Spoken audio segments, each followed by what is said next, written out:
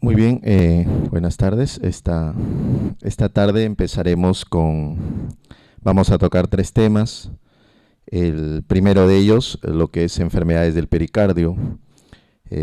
Luego, habrá un pequeño receso, empezaremos lo que es las enfermedades del miocardio. Básicamente vamos a hablar sobre las miocardiopatías.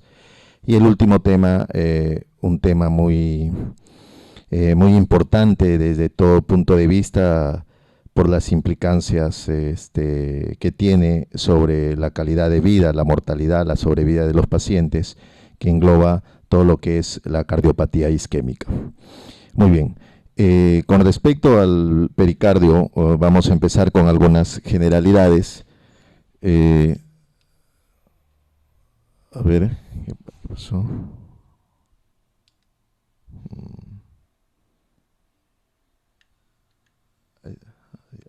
Muy bien.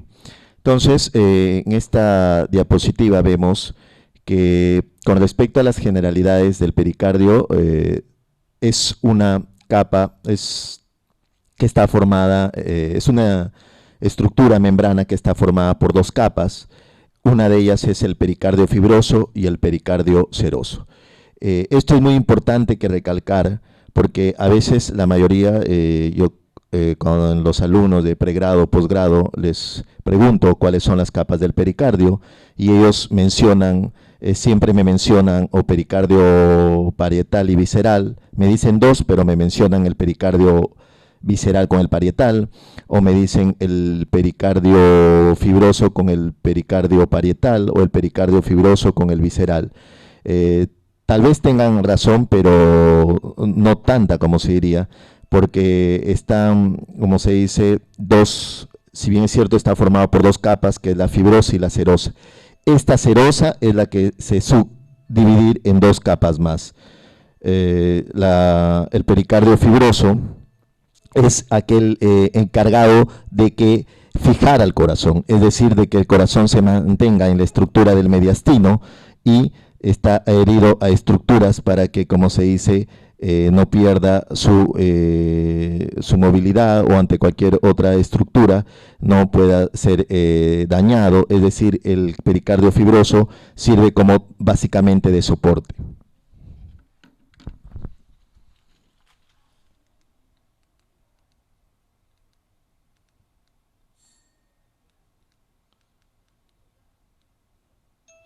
Muy bien. El pericardio seroso, como les decía, se divide en dos capas. Una es la pericardio visceral y el pericardio parietal.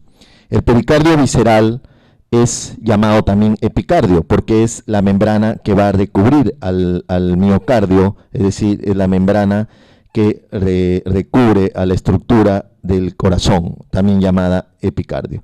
Entre estas dos estructuras es muy importante saber, es decir, entre el pericardio visceral y el pericardio parietal existe líquido, y ese líquido es muy importante para mantener, como se dice, el corazón pueda lograr su expansibilidad a la hora que en la diástole recibe la sangre, sirve para, como se dice, se lubrique a nivel de esas dos capas.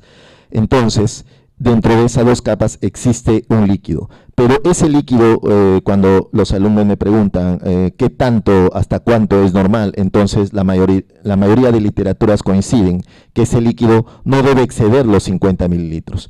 Entonces, cuando excedimos esos 50 mililitros, estaríamos hablando ya de un derrame pericárdico, propiamente dicho. Entonces, puede tener 15, 20, 30, 40, hasta 50 mililitros, es normal. Muy bien. Entonces, dentro de las funciones del pericardio, ya habíamos ido adelantando algunas, es importante porque previene la dilatación súbita de las cavidades cardíacas, especialmente las derechas, limita la posición anatómica en el corazón, minimiza su fricción a nivel del mediastino, lo que habíamos estado conversando, por lo tanto retrasa las infecciones desde el pulmón y pleura hasta el corazón, es decir, actúa también como una barrera como una barrera protectora anti organismos, ya sean bacterianos, virales, hongos, desde, por ejemplo, una pleuritis, una neumonía paraneumónica complicada que pueda poder también producir una infección a nivel pericardio. Entonces, hemos repasado algunas de las funciones, la anatomía dentro lo más importante que se debe saber con respecto al pericardio.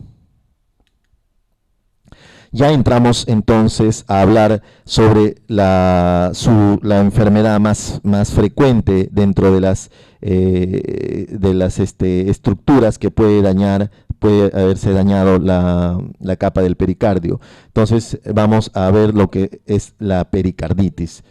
La pericarditis, la mayoría de literaturas lo definen como un proceso inflamatorio que afecta al pericardio, produciendo una exudación que puede generar un engrosamiento y fibrosis de dicha membrana.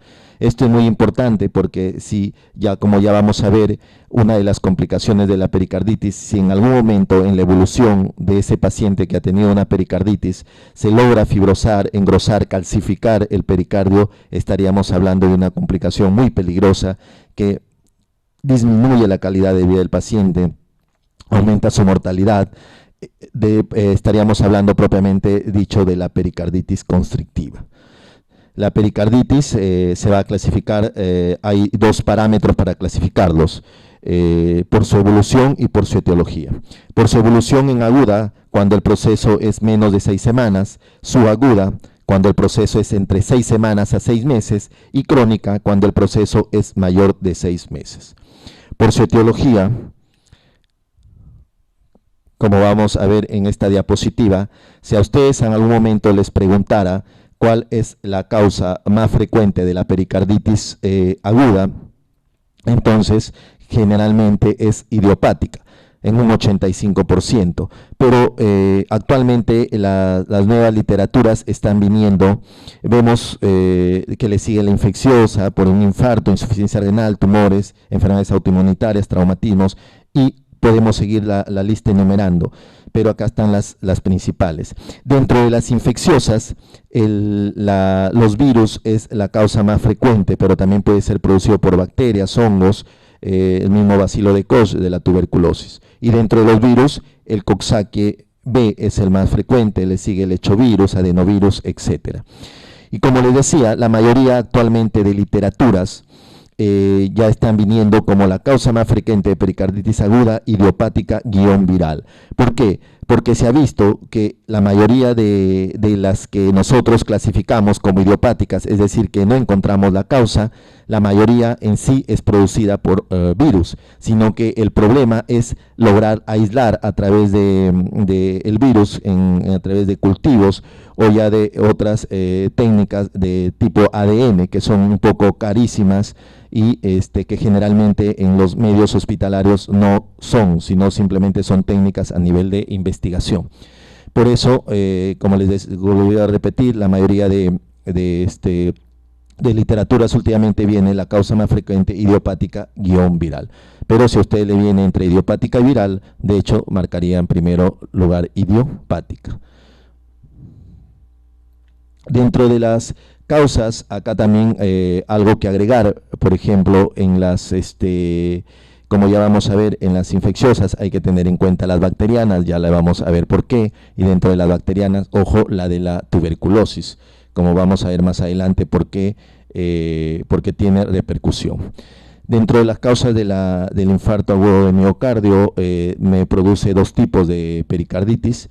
Un tipo de pericarditis fibrinosa aguda que se da en las primeras 24 a 72 horas y la pericarditis como llamado síndrome de Dressler, que generalmente se da en las promedio 6 semanas, 8 semanas, hasta 10, 12 semanas. La diferencia es muy vital desde el tipo de su causa. La pericarditis por infarto producida dentro de las primeras 24 a 72 horas, llamada, como les dije, fibrinosa aguda, su causa generalmente es inflamatoria. Pero la pericarditis por infarto, que toma el nombre como síndrome de Dressler, que le dije en promedio de 6 a 12 semanas, su causa es inmunológica. Entonces ahí ya la diferencia. La insuficiencia renal como causa de pericarditis generalmente lo vemos nosotros en la práctica médica en pacientes que han empezado la hemodiálisis. Entonces, en paciente que ha empezado hemodiálisis, si uno, por decir de 100 pacientes que le hacemos la ecocardiografía, vamos a encontrar un porcentaje, ténganlo por seguro, más del 50% con una pericarditis y hasta a veces con un derrame pericárdico asintomático, ¿no? En pacientes que han empezado la hemodiálisis, es decir, estaríamos hablando de pacientes en insuficiencia renal terminal en hemodiálisis. Dentro de los tumores, tenemos las metástasis. Los tumores generalmente son metastásicos, poco de que sean del mismo mediastino, de la misma corazón que me produzca derrame pericárdico. Lo más frecuente es en mujeres mama, en varones pulmón, ¿no? Y lamentablemente encontrar, esto es muy importante, porque en un paciente que encontramos derrame pericárdico y de etiología de tumor, es decir, ya metástasis, el pronóstico es malo. Siempre le cuento a mis alumnos como manera de ejemplo y de decirle como para que se les quede. Por ejemplo, cuando estábamos trabajando en Lima, nuestro expresidente Paniagua se le ingresa a la clínica con un derrame pericárdico severo. Entonces sabíamos que tenía de base ya un cáncer al pulmón, entonces por lo tanto ese derrame pericárdico era por cáncer, pero ya metastásico del pulmón. Entonces, como sabíamos, el pronóstico es malo, dicho y hecho, no duró más de un mes el presidente. Entonces, el mensaje ¿cuál es? El siguiente: un derrame pericárdico producido por tumor metastásico, el pronóstico es malo en ese paciente. Dentro de las enfermedades autoinmunitarias tenemos la fiebre reumática, el lupus, la artritis reumatoidea, la esclerodermia, enfermedades de Wegener. Son enfermedades catalogadas dentro de la reumatología como las colagenopatías. Enfermedades, la mayoría idiopáticas, que alteran, como se dice, el colágeno de una manera sistémica a diferentes lugares de la economía. Entonces, estas también enfermedades pueden producir una pericarditis y hasta derrames pericárdicos. Y los traumatismos también me pueden producir una pericarditis. Entonces, como vemos, es muy importante en esta lámina mantener las causas más importantes para dar con la etiología de la pericarditis aguda. Si bien es cierto, la mayoría no se llega a definir su causa porque la causa más frecuente es la idiopática. El diagnóstico. Cuando a veces yo les pregunto a mis alumnos cómo se hace el diagnóstico de pericarditis aguda, ellos me dicen con el ecocardiograma. Pues ahí están algo equivocados. El diagnóstico de pericarditis aguda es clínico. Es decir, existen 3 criterios para yo diagnosticar una pericarditis aguda. Los 3 criterios son el dolor, que tiene sus características peculiares, ya lo vamos a ver.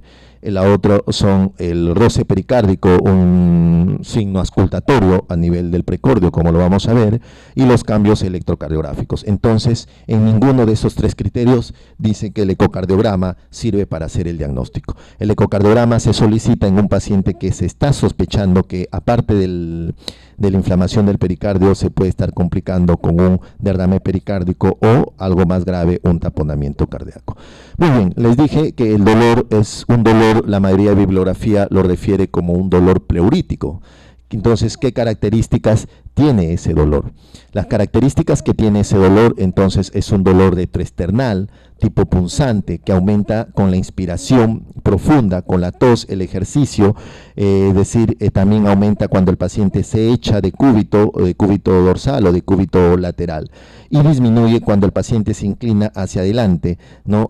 Ese término en la mayoría de libros de semiología llamado como la posición maometana, es decir, cuando el paciente se inclina hacia adelante, se desliza la membrana pericárdica y el dolor disminuye. Y algo importante, irradiación hacia trapecios. Entonces, ojo, las características entonces del dolor de la pericarditis. Generalmente es entonces un dolor que aumenta en retroesternal, en la zona precordial, que aumenta con la inspiración, decúbito, lateral, dorsal, y que disminuye cuando el paciente se inclina hacia adelante. Muy bien. Doctor, cuando a veces me preguntan, ¿todas las pericarditis de las etiologías existe o está presente el dolor? Mi respuesta es no. Y como vemos, la mayoría de bibliografía nos menciona que, por ejemplo, pues no puede haber dolor o estar ausente en las pericarditis de causa tuberculosa, de causa neoplásica, como vimos, por radiación, o en la urémica, es decir, en pacientes con insuficiencia renal, en hemodiálisis. Entonces, en estos pacientes, si la causa es esta, el dolor no es muy aparatoso o hasta puede estar ausente. Generalmente el dolor lo vamos a encontrar en la pericarditis aguda de causa idiopática o viral. Les mencioné el otro criterio para el diagnóstico de pericarditis es el roce pericárdico. El roce pericárdico se oye mejor en el borde paraesternal izquierdo con el paciente inclinado hacia adelante y en expiración, ¿no? Es un tono alto, rasposo y áspero, no es constante. ¿Qué quiere decir eso? Por ejemplo, yo ahorita tengo un paciente que puedo auscultar este roce pericárdico. Estoy pasando visita, lo ausculto, llamo a mis alumnos para que lo escuchen y de repente ya no puede estar. Eso quiere decir que no es constante, es decir, en un momento lo puedo auscultar y luego ya no. Y eso es un dato muy importante.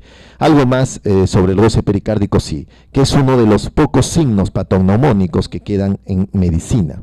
Eso quiere decir que si yo en un paciente, así no tenga las características del dolor, que puede estar ausente, como por ejemplo ya vimos en la tuberculosa, en la neoplasia, pero yo le ausculto un roce pericárdico, entonces yo, auscultado el roce pericárdico, hecho el diagnóstico de pericarditis aguda, porque, como les digo, el roce pericárdico es uno de los pocos signos patognomónicos que quedan en medicina, es decir, si está presente es suficiente para diagnosticar pericarditis. La fiebre, muchos piensan que en todas las pericarditis debe haber fiebre. No, puede haber como no, ¿no? Es una fiebre que generalmente ha existido días previos, ¿no? A diferencia porque el diagnóstico, sobre todo diferencial de la pericarditis aguda, tanto por las características ya sea del dolor o los cambios electrocardiográficos, como ya vamos a ver, es el infarto. Entonces, en el infarto la fiebre existe unos días después. En cambio, en la pericarditis la fiebre está presente antes del dolor. En el infarto, unos días después del dolor. Entonces, en el infarto, solamente para recordarles, como ya lo vamos a ver en la tercera exposición, es un dolor opresivo, irradiado a miembro superior izquierdo y mandíbula. En cambio, en la pericarditis a trapecios, fiebre días después posteriores al infarto. A diferencia de la pericarditis, la fiebre es previo al infarto, al dolor pleurítico.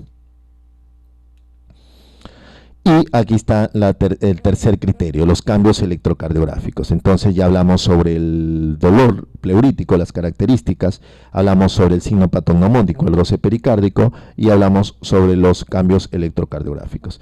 Los cambios electrocardiográficos de la pericarditis pasa por 4 etapas. Es decir, la primera etapa vamos a ver un aumento del segmento ST con concavidad superior, como vemos acá, concavidad superior.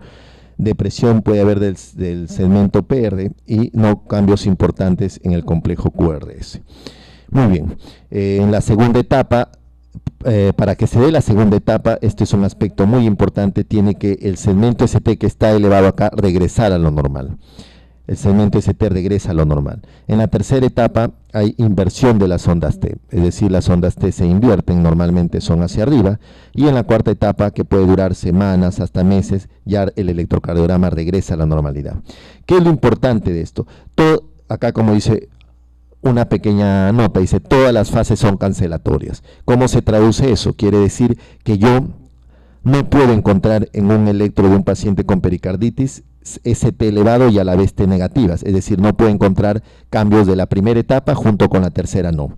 Para yo encontrar T negativas, el segmento ST ha tenido que regresar a la normalidad. Ese es un aspecto importantísimo, como que les dije, para diferenciar del infarto, porque el electro en el infarto hay elevación o depresión del segmento ST, hay cambio del QRS, algo que también no hay en esto, e inversión de la sonda T. Pero en el infarto pueden coexistir tanto el segmento ST elevado como la T negativa, algo que no va a suceder nunca en la pericarditis.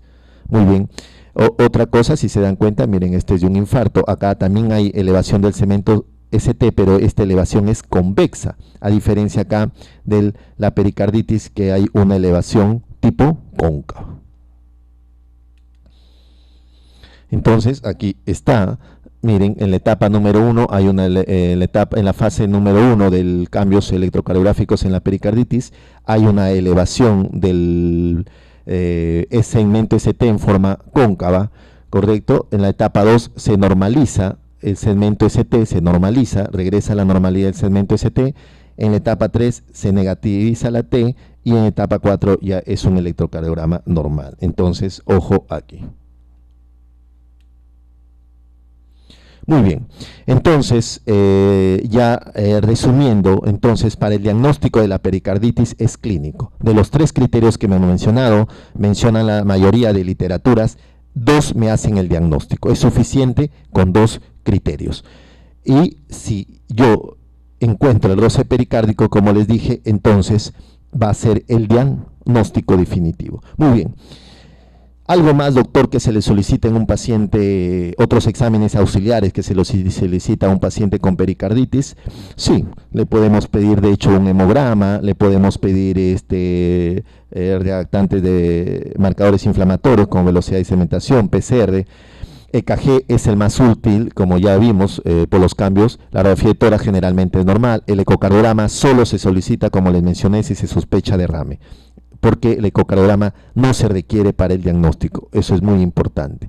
A veces, cuando el día que me toca hacer ecocardiogramas, bajan los residentes y me dicen, doctor, un ecocardiograma, ¿para qué? ¿Qué estás pensando? Para diagnosticar pericarditis. Entonces, ahí un poco, a veces me sonrío o me molesto, porque ecocardiograma no es para diagnosticar pericarditis. ¿Correcto? Muy bien. Solamente el ecocardiograma es para ver si el paciente con pericarditis tiene una complicación como el derrame. Eso ya es muy importante.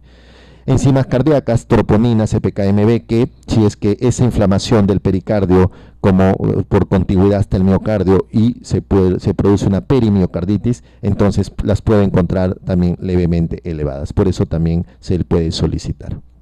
Sobre todo si el paciente, generalmente la pericarditis, el paciente hemodinámicamente va a estar estable, pero si yo en un paciente que me comienza a hacer fiebre larga, se comienza a deteriorar su estado hemodinámico, tendría que pensar también en una perimiocarditis, es decir, que ya está complicado el miocardio, por lo tanto, la función del corazón.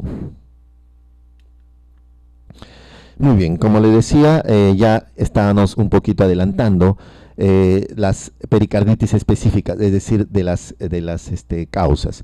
Como vimos, la pericarditis idiopática, en teoría, su causa más frecuente son los virus, pero lamentablemente no los podemos aislar por la complejidad que ya les mencioné. ¿Cómo es? Es un cuadro asociado a síntomas de infecciones respiratorias gastrointestinales, adultos jóvenes. Es decir, ¿cuál es el prototipo de un paciente con pericarditis idiopática? Es un paciente que generalmente joven, entre 20 y 40 años, que va a venir que días previos a la consulta por el dolor de precordial ha tenido síntomas de resfrío común, síntomas de gripe, o pueda que haya tenido diarrea, es decir, una sintomatología viral. Y ingresa con un dolor, como les mencioné, que le aumenta a inspirar, al echarse y que le pasa hacia adelante. Entonces, en ese paciente hay que sospechar pericarditis. Muy bien, entonces, ¿cuál es el tratamiento? El tratamiento, los AINES, por excelencia, la aspirina, ibuprofeno, naproxeno, por 2 semanas, glucocorticoides, colchicina y analgésicos opiáceos. Esto es muy importante acá de marcar. Los glucocorticoides no se dan desde un inicio, porque se ha visto que en pacientes que se empieza glucocorticoide, las recidivas es muy frecuente. Entonces, la pregunta viene, doctor, ¿cuándo usar glucocorticoide? En pericarditis idiopática solo se usa glucocorticoide si el paciente tiene muchas recidivas, ahí más bien, pero no desde el principio. La colchicina sí. La colchicina es un antiinflamatorio que ha demostrado a la dosis de 1 miligramo más o menos, día cada 24 horas, ha demostrado por varios meses, no menos de 6, entre 6 meses a un año, ha demostrado disminuir las recidivas. Entonces el tratamiento sería AINES más colchicina, ¿no? Muy bien, y glucocorticoides, si el paciente regresa con pericarditis, se convierte en una pericarditis recidivante, ahí recién puede usar glucocorticoides en este tipo de pacientes que tienen pericarditis idiopática o viral. Muy bien, doctor, de los AINES, ¿cuáles puedo utilizar? De los AINES, entonces, puedo utilizar la aspirina, ibuprofeno, naproxeno. Si uno lee la literatura, vemos que los americanos, por una razón de variabilidad, ya eso genética, toleran dosis altas de aspirina, porque generalmente la dosis es 2-3 gramos al día. Acá en Perú, un paciente que tome una semana una aspirina solo de 500 miligramos al día, ténganlo por seguro que le va a aparecer una gastritis erosiva, hasta de repente puede tener una úlcera, complicarse con una úlcera sangrante, una hemorragia digestiva alta. Es decir, no toleramos aspirina a grandes dosis, que es el verdadero tratamiento. Entonces, doctor, ¿qué utilizo? Puedo utilizar ibuprofeno, 400 miligramos cada 8 horas, cada 6 horas, un naproxeno, 550 miligramos cada 12 horas, por unas 2 semanas, asociado a colchicina. Entonces, eso sería el tratamiento de una pericarditis idiopática-viral. Muy bien. Como les decía, el síndrome de Dressler y pospericardioctomía, generalmente se utiliza estos términos para un paciente que ha tenido un infarto, generalmente después de 6, 8, 10 semanas de su infarto aparece una pericarditis, o tras una cirugía por algún de repente cambio de válvula, alguna cardiopatía congénita. Entonces el paciente a las 4, 6, 8 semanas tiene síntomas de una pericarditis, entonces a eso se le conoce como síndrome de Dressler, o también llamado pospericardioctomía en pacientes que se han realizado alguna cirugía. La etiología, la causa. Generalmente, como les dije, la causa es autoinmunitaria, ¿no? En pacientes con síndrome de Dressler. A diferencia, esto siempre hay que remarcarlo en pacientes, a diferencia de la pericarditis aguda fibrinosa, en el paciente posinfarto, que aparece a las 24 o 72 horas, que ahí la causa es inflamatoria. Pero cuando aparece 6-8 semanas y se conoce como síndrome de Dressler, la causa es autoinmunitaria. Muy bien, anticuerpos anticardiomiyocitos. La clínica es un paciente que se va a presentar con fiebre, pericarditis, pleuritis, neumonitis, artralgias, es decir, sintomatología autoinmunitaria. El tratamiento, si se dan cuenta, miren, es el mismo que la pericarditis idiopática, es decir, AINES y glucocorticoides si no cede a AINES o a colchicina. Acá algo más sobre las enfermedades del tejido conjuntivo. Como les mencionaba en un inicio, cuando hablábamos de la etiología, está el lupus eritematoso sistémico, la artritis reumatoidea. Generalmente estas enfermedades son muy frecuentes en enfermedades sistémicas por colagenopatías y van asociadas a derrame pericárdico. Generalmente es un derrame pericárdico asintomático. El tratamiento aquí de base es el corticoide, porque justamente para estos pacientes utilizan lupus y artritis reumatoidea. Entonces, como vemos acá, es una de las, como ya vamos a ver, es una de las dos, diría yo, pericarditis que desde un inicio se da corticoide, desde un inicio, pero en las demás pericarditis no. Una de ellas es entonces la enfermedad del tejido conjuntivo, y la otra, como ya vamos a ver, es la pericarditis tuberculosa. Entonces, tanto la pericarditis tuberculosa como las pericarditis por enfermedad del tejido conjuntivo, colagenopatías, ahí sí desde un inicio se da corticoide, en las demás no. La pericarditis piógena, generalmente son pacientes que han tenido una neumonía, es decir, hay focos piógenos, cirugías, inmunodeprimido, o han tenido un cuadro infeccioso sistémico, sepsis. Entonces, por una continuidad van a pasar las bacterias y al pericardio lo van a inflamar y se produce una pericarditis piógena. ¿Cuándo sospecharla? Esto es muy importante, como le digo a mis alumnos, uno es clínico y tiene que sospechar la enfermedad. Lo va a sospechar generalmente en gente que ha tenido una neumonía, ha tenido un cuadro infeccioso, todo, y luce tóxicamente y presenta dolor, fiebre, una fiebre muy alta. Entonces, en ese paciente tengo que sospechar que se ha podido complicar con una pericarditis piógena, es decir, pus, ¿no? Una pericarditis con pus. ¿Cuál es el tratamiento? Vamos a ver ahí en el test que ustedes se les va va a tomar. Entonces vemos en una de las preguntas y en el tratamiento de la pericarditis piógena es drenaje, es decir, piógena pus. Como norma general en medicina, nunca lo olviden, todo lo que es pus, lo más importante antes que el antibiótico, chicos, es drenar, es decir, piógeno viene de pus, de acceso, todo acceso. Cuando algún momento ustedes tengan frente a un paciente es drenarlo. Entonces, drenar y cubrirlo con antibiótico terapia, pero no más, no es solo antibiótico terapia, no. Si yo no dreno, el antibiótico es difícil de que llegue en esa zona que haya pus y combatir la infección, por lo tanto yo tengo que drenar. Entonces lo más importante, nunca lo olviden, en todo tipo de infección que tenga algo de pus, acceso, lo más importante es el drenaje con como tratamiento coadyuvante la antibiótico terapia. La pericarditis tuberculosa generalmente, como vimos, puede el dolor estar ausente o de baja intensidad. Es un paciente que generalmente se presenta con las características de la tuberculosis.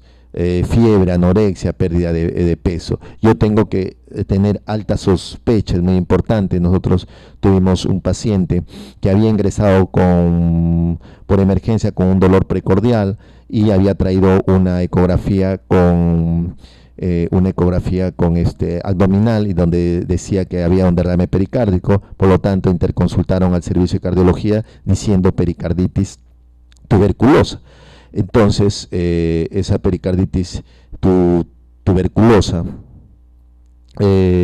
consultando, perdón, como pericarditis. Entonces, pero nadie sospechó, ese paciente estuvo como una semana y nadie había sospechado de una pericarditis tuberculosa. Y era un paciente que venía con fiebre de más de 2 semanas, con tos por más de 3 semanas, es decir, un sintomático respiratorio, había bajado 10 kilos en un promedio, más de 18 kilos, perdón, en un promedio de 10 días. Entonces, como se diría acá en el Perú, un paciente que tiene una tos, es decir, un sintomático respiratorio, más fiebre, baja de peso, hay que pensar en primer lugar en tuberculosis. No lo habían pensado. Cuando se le aborda, se le pide BK, no podrán creer que era BK 3 cruces de 3 cruces, y entonces miren, una semana había estado repartiendo, por decirlo así, contaminándonos a todo el personal de salud con los bacilos de Koch. Entonces, una pericarditis tuberculosa generalmente hay que sospecharla siempre en un paciente con las características que ya hemos mencionado, porque miren, si se darán cuenta, el dolor es casi ausente o de baja intensidad. El principal es el tratamiento de los 6 meses para la tuberculosis, AINES para el dolor como antiinflamatorio y corticoides. Entonces, como les voy a repetir, es muy importante corticoide empezar acá solo en la pericarditis tuberculosa y en las pericarditis por enfermedades del tejido conjuntivo. Solo en esas dos se justifica empezar con corticoides. La pericarditis urémica por insuficiencia renal, generalmente el dolor ausente, es otra de la pericarditis donde el dolor está ausente, es un líquido fibrinoso o hemático, ¿no? Entonces, esto lo vimos generalmente, como les dije, en pacientes que empiezan la hemodiálisis. Eso es muy importante. Aquí, por ejemplo, miren una pregunta que vino para un examen de residentado médico. El tratamiento correcto de la pericarditis piógena comprende, entonces, si vemos digital y diurético corticoide, vemos entonces qué sería evacuación pericárdica más antibiótico terapia. La evolución, muy bien. Muy bien, doctor. Yo ya diagnostiqué a mi paciente de pericarditis, le di el tratamiento, ese paciente, ¿cuál va a ser su evolución? Ese paciente va a seguir varios caminos. Puede que ya se cure el paciente, o un 15 a 20% hacen pericarditis recidivante, es decir, después de unas semanas que el paciente aparentemente se curó, vuelve a tener pericarditis y así sucesivamente. Puede tener derrame pericárdico o algo más grave, que es el taponamiento cardíaco, o la temida, como al inicio hablamos de la pericarditis constrictiva o constricción pericárdica crónica, que se le llama.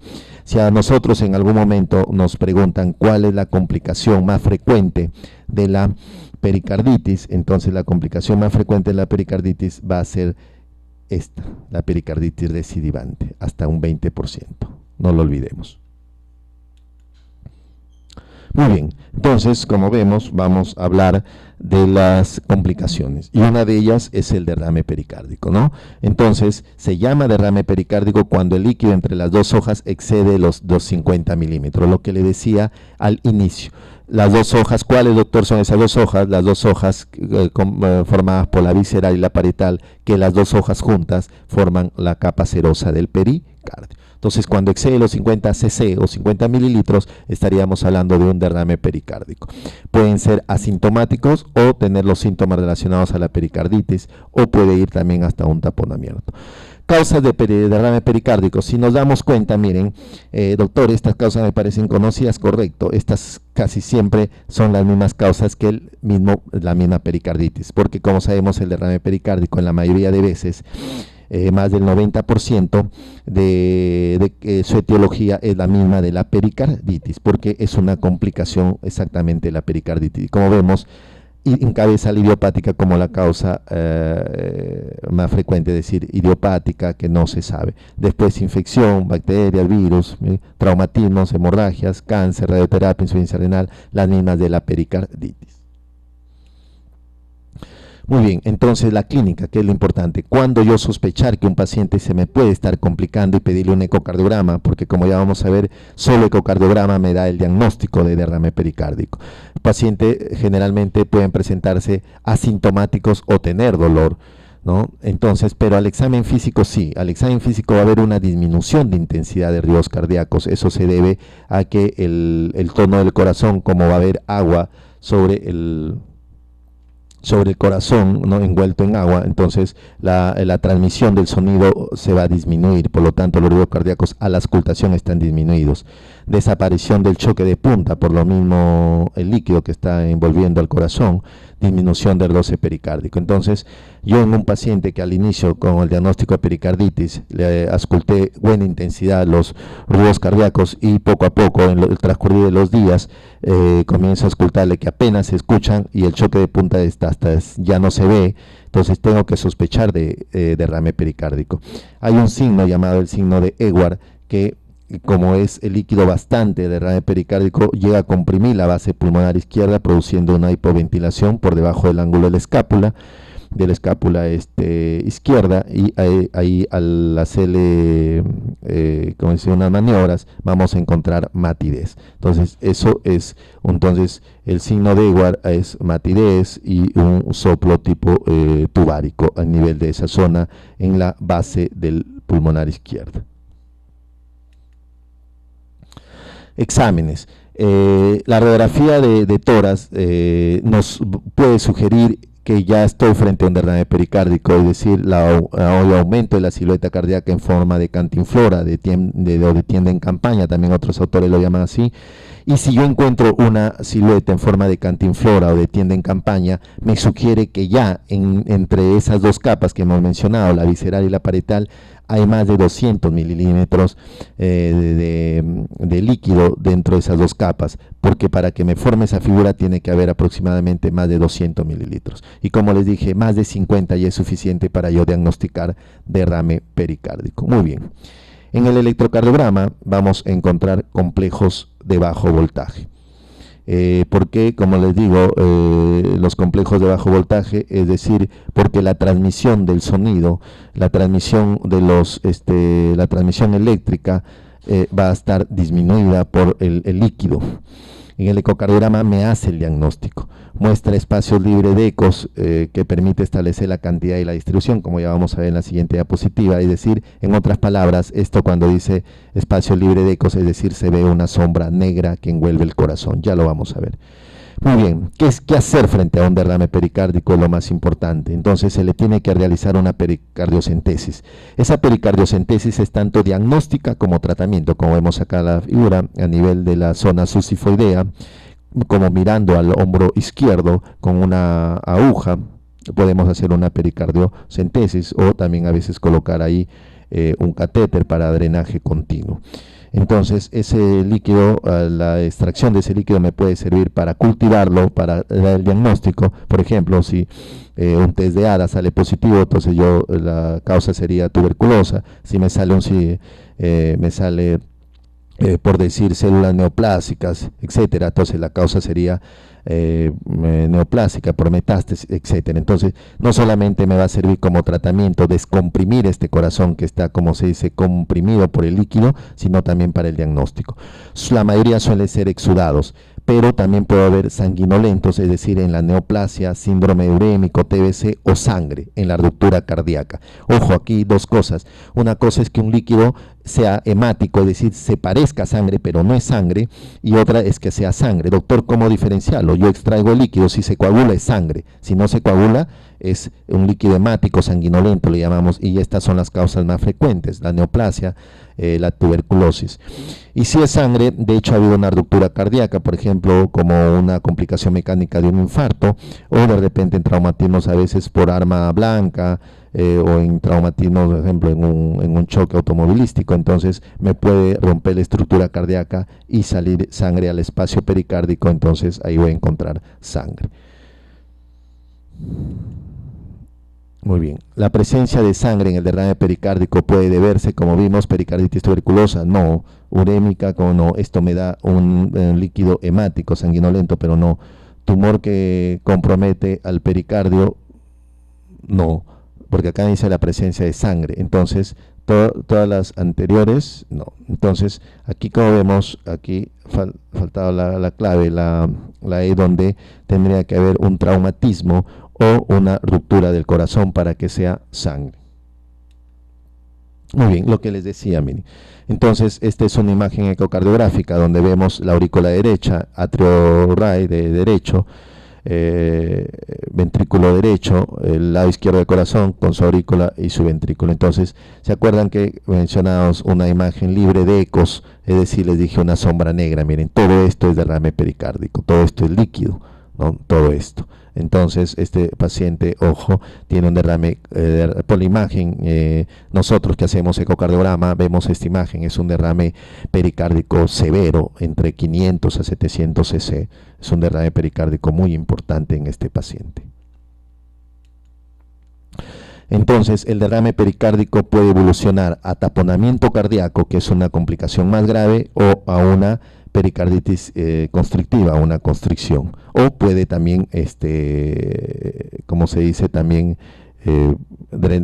absorberse, curarse el derrame. Muy bien, entonces hablamos del taponamiento cardíaco.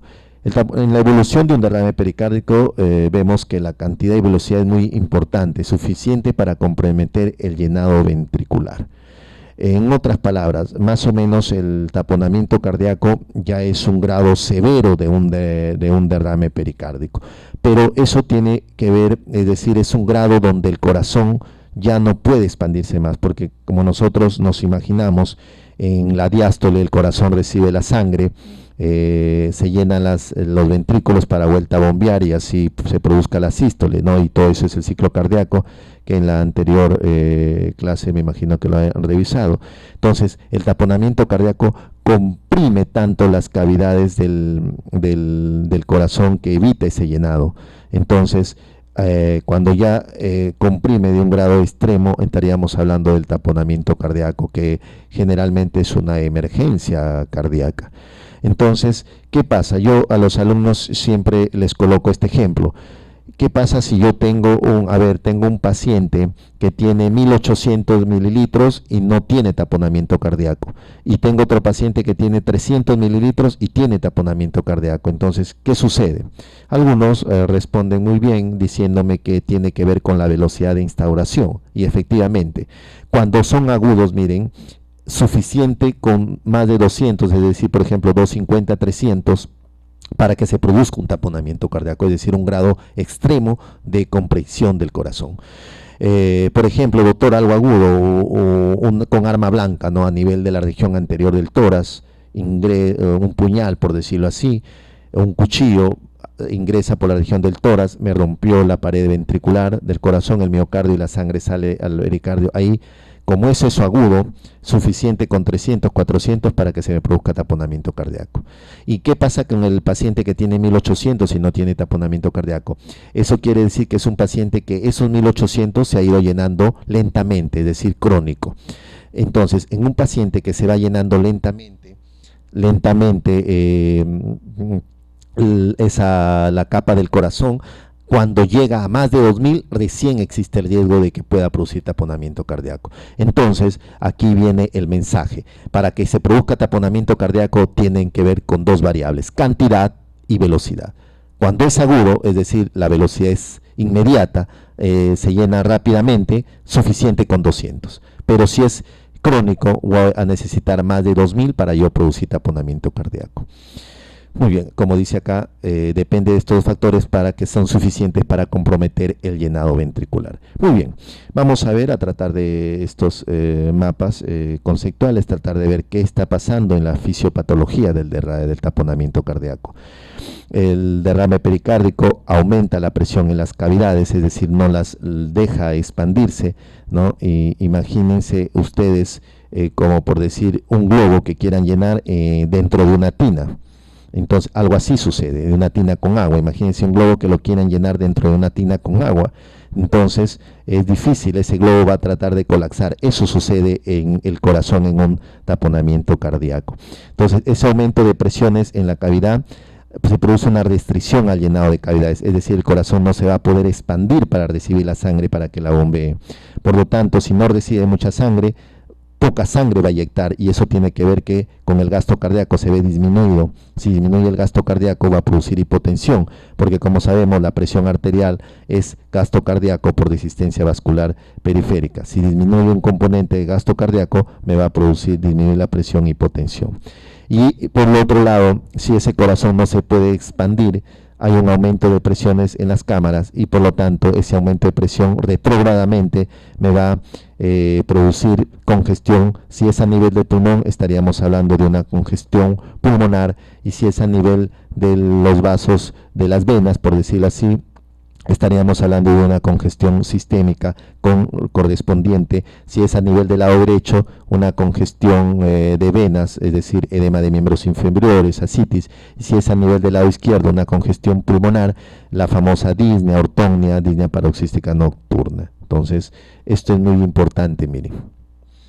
Doctor, algo clínico, porque como ya vamos a ver, el diagnóstico de taponamiento cardíaco es ecocardiográfico. Algo clínico que yo lo tenga que sospechar para solicitar un ecocardiograma exacto. Entonces, hay una triada de este autor, de triada de Beth, que vio en un paciente, es decir, un paciente que tenía, entró por pericarditis, me imagino, y empezó a tener de repente, se comenzó a hipotensar, los ruidos cardíacos ausentes, bien disminuido, y hubo una distensión de venas yugulares. Entonces, él en este paciente nos dice que si yo encuentro esta triada, es decir, un paciente que tiene pericarditis o derrame pericárdico y se comienza a hipotensar, los ruidos cardíacos casi son inaudibles, y veo una distensión de venas yugulares, entonces yo tengo que sospechar un taponamiento cardíaco, por lo tanto solicitarle un ecocardiograma, porque taponamiento cardíaco es una emergencia que yo tengo que drenar sí o sí. Muy bien, entonces miren acá una pregunta: el taponamiento cardíaco traumático se produce cuando, esta es una pregunta que se realiza a los estudiantes de medicina cuando terminan su internado a nivel nacional, se llama Examen Nacional de Estudiantes de Medicina. Entonces, del año 2003, miren, dice: el taponamiento cardíaco traumático se produce cuando el hemopericardio acumula. Entonces, ¿cuál sería la respuesta? Como es traumático, es decir, es algo agudo, les dije que suficiente con más de 200, entonces la respuesta sería 250. Entonces, yo necesito, cuando es algo agudo, traumático, más de 200, la que más se acerca a eso es 250 cc de sangre, ¿correcto? Pero si en algo no fuera traumático, algo crónico, vamos a necesitar mínimo 2000 mililitros. Muy bien, otra pregunta, miren, para postular a las especialidades de residentado médico en el año 91, miren, vemos, hacen la pregunta haciendo el siguiente enunciado: en el taponamiento cardíaco agudo se presenta la triada B constituida por, entonces ya vimos, buscamos esa triada que nos diga hipotensión, ruidos cardíacos ausentes y ingurgitación yugular. buscamos dentro de las claves y nos vamos a dar cuenta que es la B, elevación de la presión venosa, quiere decir lo mismo que ingurgitación yugular, disminución de la presión arterial, lo mismo que hipotensión, y corazón pequeño y quieto, o decir tonos cardíacos disminuidos, la clave sería la B. Es la única que engloba esta tríada que, como vimos,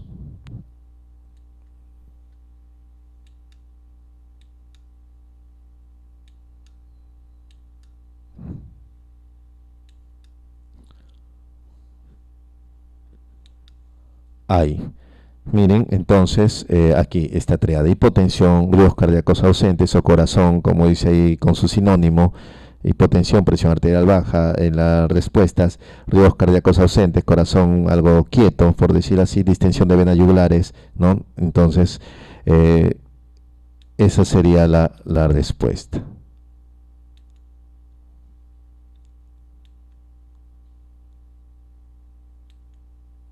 Muy bien.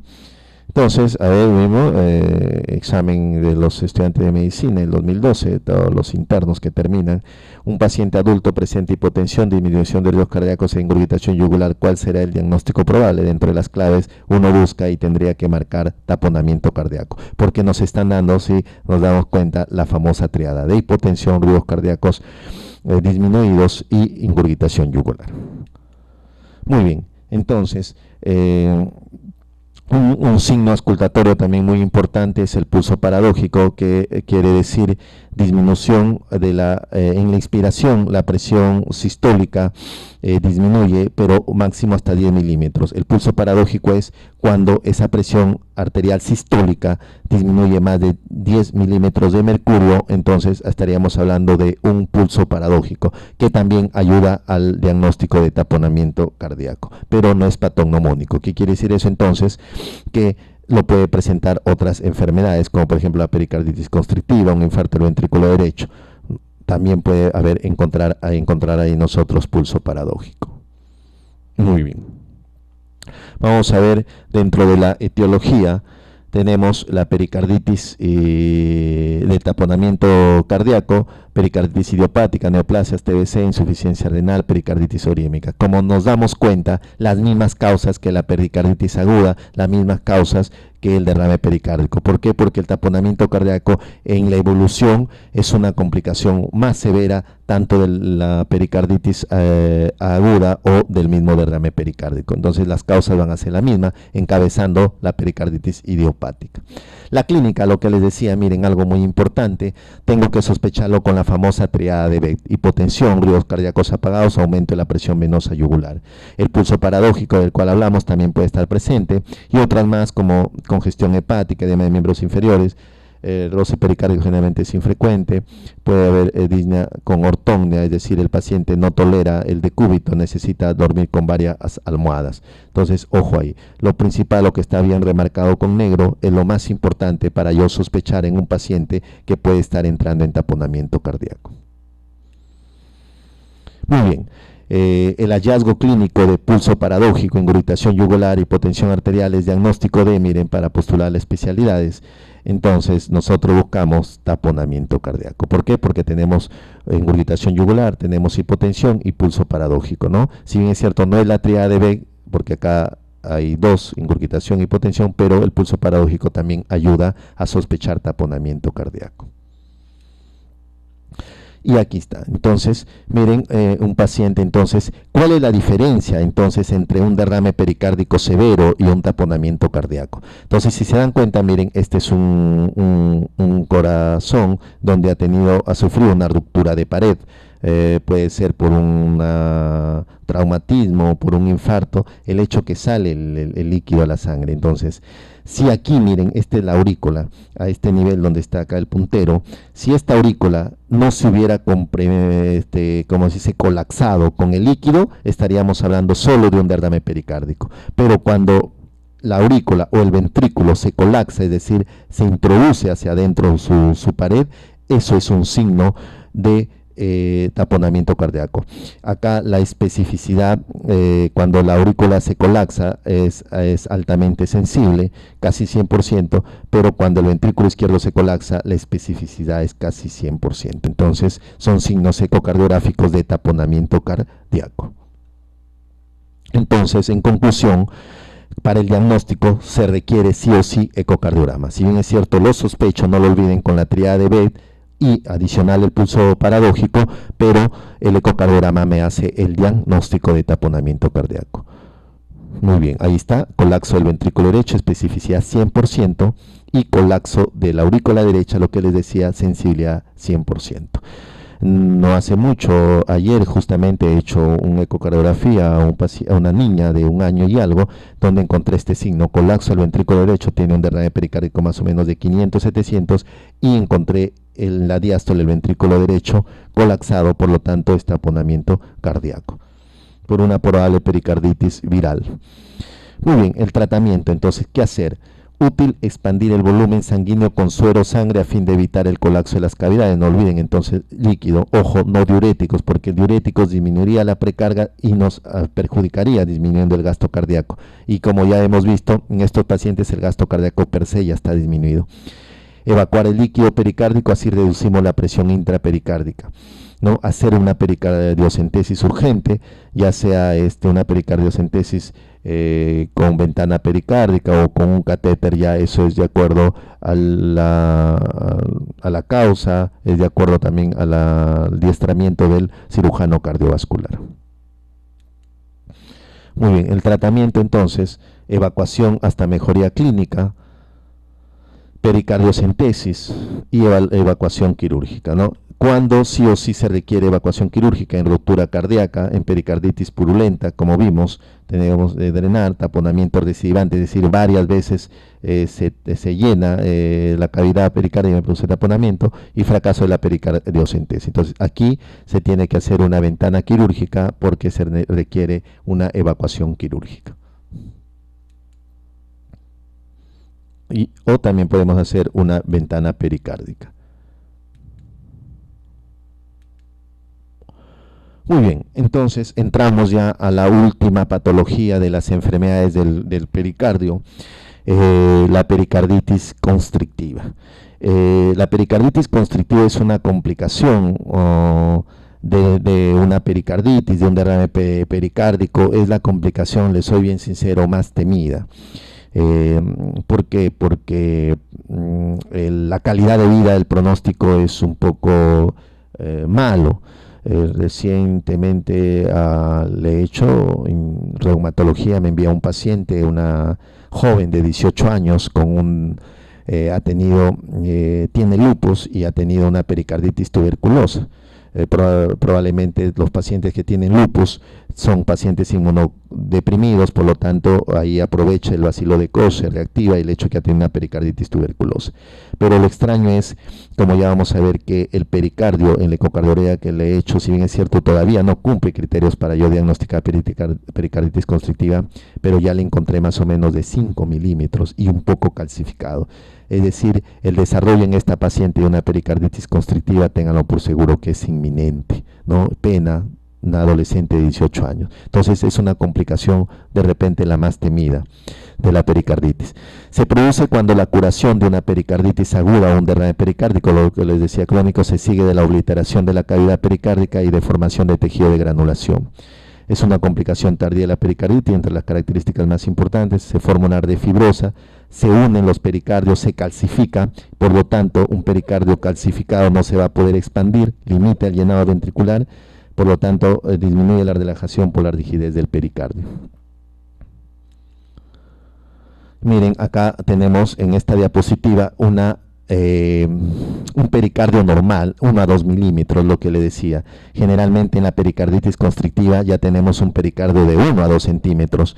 En la adolescente que les comenté, yo le encontré un pericardio de 5 milímetros. Todavía no llega a 10 milímetros, 1 centímetro es 10 milímetros. Pero miren, en la evolución, ténganlo por seguro que esa adolescente va a llegar a tener una pericarditis constrictiva.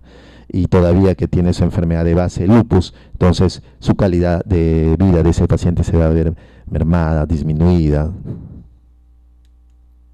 Muy bien, la etiología, como vemos, las mismas causas de tanto la pericarditis aguda, del derrame pericárdico, del taponamiento. ¿Por qué? Porque es una complicación tardía de la pericarditis.